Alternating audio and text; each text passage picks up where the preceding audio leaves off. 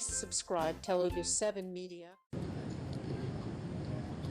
అలీ గారు, పాత్రికేయ మిత్రులకి, మీడియా సోదరులకి, ఇక్కడికి వచ్చిన టాప్ డైరెక్టర్ అనిల్ రావుపూడి గారికి, అలాగే నిర్మాత హీరో శివాజీ గారికి, అలాగే మా డైరెక్టర్ సుధీర్ గారికి, అలాగే నా తోటి నటీనటులకు అందరికీ స్వాగతం, సుస్వాగతం, అందరికీ నమస్కారం. అలాగే బాస్ అనే సినిమాకి రైటర్గా పనిచేసి బిగ్ బాస్ని డైరెక్షన్ చేసిన అనిల్ రావుపూడి గారు ఈరోజు గెస్ట్గా రావటం చాలా ఆనందంగా ఉంది. అండ్ అలాగే కానీ ఒంగోలు జిల్లాలో ఏదో ఉందండి పవర్, అది చెప్తారు కదా, ఒంగోలు గిత్త ఫ్లాంతర కదరని శీతల్లో కరగచ్చాను. మంగోలియన్స్ లాగా ఒంగోలియన్స్ శివాజీ చెప్తానండి. నిజంగానే ఆ ఒంగోలు గిత్తకి ఎంత క్రేజ్ ఉందో నిజంగా చెప్తాను. ఎందుకంటే అప్పట్లో టి కృష్ణ గారు, మాధవ రంగారావు గారు, మంచి మ్యూజిక్ డైరెక్టర్ వందే మాత్రం శ్రీనివాస్ గారు, అలాగే గోపీచంద్ గారు, బి గోపాల్ గారు, ఇప్పుడు అనిల్ రావుపూడి గారు, శివాజీ గారు, ఇంకా ఎంతమంది తయారవుతున్నారో అక్కడ. నాకు బాగా ఫుడ్డే. కానీ కలమ్మ తల్లి ఏ జిల్లా అని కాదు, ఏ ప్రాంతం అని కాదు, ఏ క్యాస్ట్ అని కాదు, కలమ్మ తల్లి అందరినీ స్వాగతిస్తుంది, ఆశీర్వదిస్తుంది. ఎవరి దగ్గర టాలెంట్ ఉంటుందో వాళ్ళే ఇండస్ట్రీలో ఎదుగుతారు. ఫర్ ఎగ్జాంపుల్ శివాజీ ఎక్కడి నుంచి వచ్చాడు అనేది తన లైఫ్ నేను చూశాను. ఈ రోజున తను పక్కన యాక్ట్ చేస్తూ, అన్న ఒక చిన్న షాట్ ఏమని చెప్పరా, మా ఊళ్ళో చూపించుకుంటాను అని చెప్పేవాడు. అట్లాంటి శివాజీ నిర్మాతగా నేను యాక్ట్ చేయటం, నాకు చెక్ ఇవ్వటం నిజంగా నాకు చాలా ఆనందంగా ఉంది. శివాజీ ఎక్కడి నుంచి వచ్చావు అనేది మర్చిపోవు నువ్వు, నాకు తెలుసు. అప్పుడు ఎలా ఉన్నావు, ఇప్పుడు అలాగే ఉన్నావు, ఇలాగే ఉండు, ఆల్ ది బెస్ట్. సో ఎందుకంటే తనతో పాటు చాలామంది ట్రావెల్ అవుతుంటారు ఆఫీస్లో, ఎప్పుడు నిరంతరం ఫుడ్ పెడుతూనే ఉంటాడు. ఫర్ ఎగ్జాంపుల్ ఇక్కడే ఉన్నాడు మన చిత్రం సీను.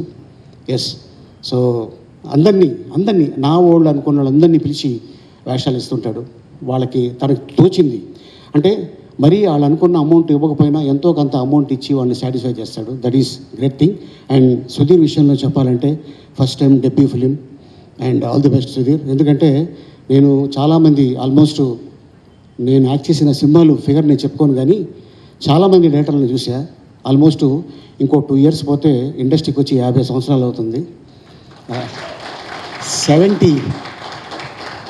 1978లో ఎంటర్ అయ్యాను. 78లో ఎంటర్ అయ్యాను ఇండస్ట్రీకి.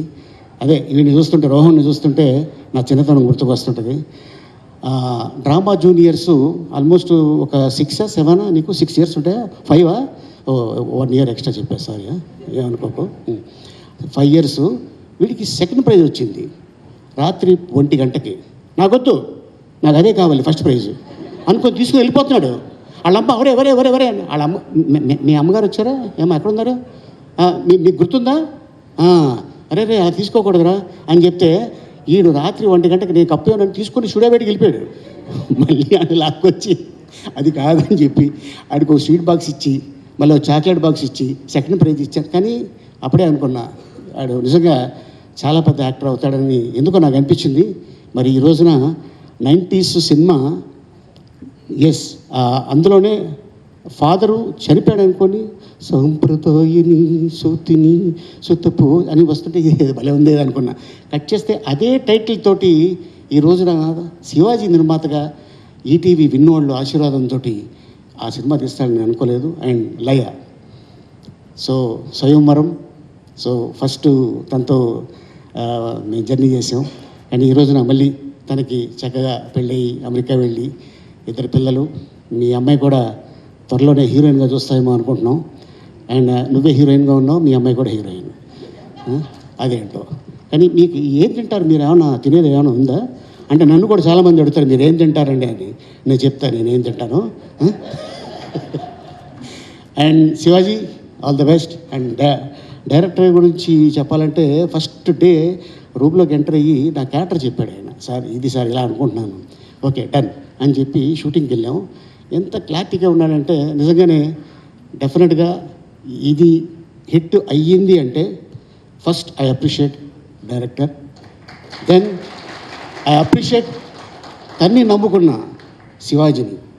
ఎందుకంటే శివాజీ అనుకుంటే 90s తర్వాత ఒక పెద్ద డైరెక్టర్ తోటి జర్నీ చేయొచ్చు, కాకపోతే ఒక కొత్త డైరెక్టర్ తోటి జర్నీ చేశాడంటే ఇతని దగ్గర విషయం ఉంది కాబట్టి జర్నీ చేశాడు.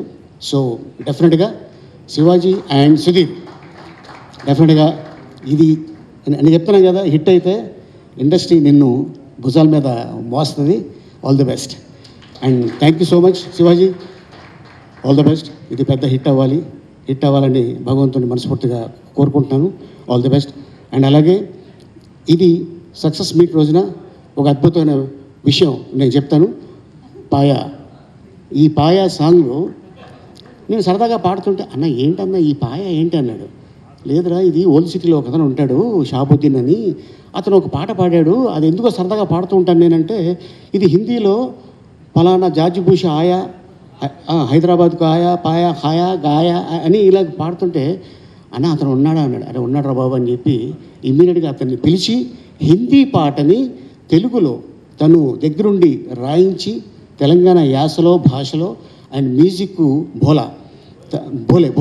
భోలే తను మ్యూజిక్ చేసి ఈ పాట చేసిన తర్వాత, అన్న దీన్ని ఎవరిని పెడితే బాగుంటుంది అని తను సడన్గా ఫోన్ చేసి, అన్న బండ్ల గణేష్ అయితే ఎలా ఉంటుంది అన్నాడు. అరే బాగానే ఉంటుందిరా. కట్ చేస్తే షూటింగ్కి వెళ్ళాము రామోజీ ఫిల్మ్ సిటీలో. అప్పటిదాకా ఎండ ఉంది. సాంగ్ స్టార్ట్ అవ్వగానే భయంకరమైన వాన. ఎట్టంటి వాన అంటే అయిపోయాం మొత్తం యూనిట్ అంతా. లక్కీగా ఏంటంటే అది ఒక ధాబాలో కాబట్టి లోపల, అన్న ఇక్కడ చేసుకుందాం అని షూటింగ్ ఎక్కడ ఆపలా.